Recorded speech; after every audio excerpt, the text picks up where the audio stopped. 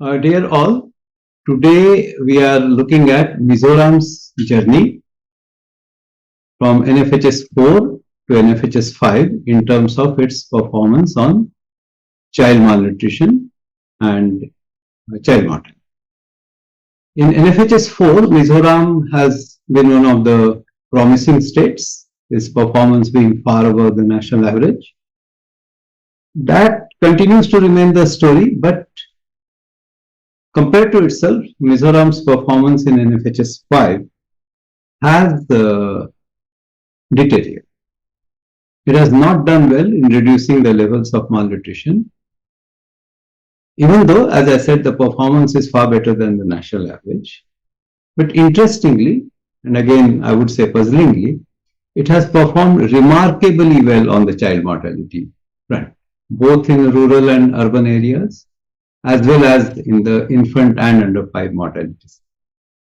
On the anemia front, there has been some deterioration, but as we have repeatedly said, the NFHS5 anemia data needs to be looked at a little more carefully. Like other states, we will also see, even though it's a small state, a variation in the performance across different zones of the state. And therefore, it is important to map this journey, to stress the need for decentralized planning within the state. And as usual, as we always tell the readers or the viewers, we use NFHS4.indiagis.org website for the NFHS4 data and maps, and NFHS5.indiagis.org for the NFHS5 data. So the viewers can visit these sites themselves. It's a user-friendly site. They can look at other parameters and draw their own conclusions. First, we take an overview. As the diagram very clearly shows, Mizoram's performance has been much better than the all India averages. But you see a matter of concern. There is a marginal increase in stunting. There is a worrying increase in wasting, if I may say so, and in the severe wasting. Underweight, again, the decline has been marginal, but Mizoram is a state where we should have seen substantial reduction. One would expect substantial reduction rather than consoling oneself with marginal increases. Let us look at the maps and how has the story unfolded. If you look at underweight, we see an improvement across the state, but the two southern districts haven't done well. But if you look at the data range, it has gone up at the lower end from 6.7% to 9%. That's not a good sign, even though we may console ourselves that there seems to be an improvement. Okay, and here we are using the same cutoff levels as NFHS4 because Mizoram is being compared with Mizoram itself, not with other states. Stunting, the pattern remains more or less similar across the state. The southernmost district, Saiha, is a matter of concern, and we will see that it remains so across our analysis. The data range again has gone up marginally at the lower end, but at upper end from 37 to 44 is not a good sign. The worry comes in the case of wasting. We see a worsening in wasting levels across the state, except of course two districts, Aizawl and Saiha in the south. But there also the improvement in Saiha is marginal. The data range has significantly worsened at the lower end. From 2.3% children being wasted, it has climbed up to 6.5%. That's not a good sign. Same thing repeats in severe wasting, and you would notice there's a sharp worsening.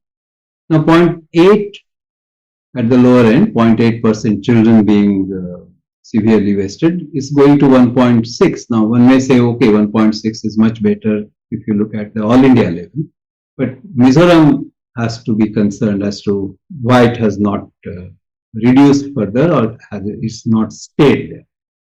And on the higher end, we see it going from 5.9 to 10.7. Now, for severe wasting, that's a matter of One would have expected this to correspond with probably higher mortality, but that doesn't happen. If you look at child mortality data, you will very clearly see a remarkable improvement. This has happened both in the urban segment, 31 to 20, 49 to 22 in rural is remarkable by any standards in infant mortality reduction. If you look at the neonatal mortality, there it has remained more or less same 11.2, 11.4, which means the improvement is happening in the post-neonatal mortality segment. And that reduction is remarkable again from 40 if you come down to 21. But then internally, I think health and nutrition needs to coordinate as to how can we bring down the neonatal mortality rates to single digit and much further down. Under 5 mortality, again, the state has done really quite. When we come to anemia, among the children 6 to 59 months, there is a sharp worsening in the levels. Except again, as all, we don't see any improvement, but this should be a matter of concern. 15 to 19 age group, again, sharp worsening in the levels of anemia. 3 districts in the east have held forth, but rest of the districts are a matter of concern. But we again repeat, NFHS4 anemia data needs to be looked at more carefully.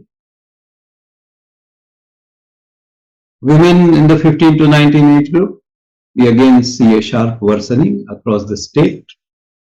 So what we see overall is a counterintuitive picture, but let us go to a specific district as well, which has done better in all the segments. Now, this seems to be a district which is closest to the goalpost of becoming Kuposhan Mukt or malnutrition free. If you look at wasting, the bell curve, the one in the red is for azole and the one in the green, as we have said in our other episodes also, the green bell curve is the WHO reference curve. And when we talk in terms of becoming Kuposhan Mukt or malnutrition free, the first port of call is matching the WHO standards. Now, if you look at underweight or if you look at stunting, the red bell curve is much to the left of the WHO reference curve. But when we come to wasting, we can see it almost not just overlaps, it has gone inside the green bell curve, except this small matter of worry, the red and the yellow patches in the weight for height Z score. If that is taken care of by in azole, I think then azole can say we are meeting the WHO standards. I think that itself will be a good milestone. One small note of caution is one is seeing obesity raising its head in azole. One wonders whether this is the result of prosperity or more sedentary lifestyle among children. But that is something which is a matter of concern. Ideally, the red bell curve should not exceed the green on the right hand side because that's a sign of emerging obesity. So one should guard against.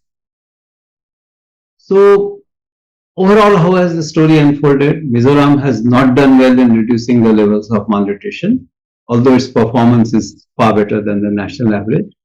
Of particular concern is levels of wasting and severe wasting. But, and credit should be given where it is due, the state has performed remarkably well in child mortality front, but they need to take a look at neonatal mortality. So what's happening in the first 1 month of life of the child? And if they can start bringing that down, it will be really praiseworthy. On the anemia front, the situation has shown deterioration, but we are putting a caveat that NFHS4 data needs to be looked at more carefully. Azole appears to be closest to the goalpost of becoming Kuposhan Mukt. Can the state seriously follow this up and set an example for the rest of the country? I earlier said that after NFHS4, Mizoram was one of the states with a promise. I think they will get back to that same position when NFHS6 results come out. We leave the readers with this thought and move to our analysis of other states. Thank you very much.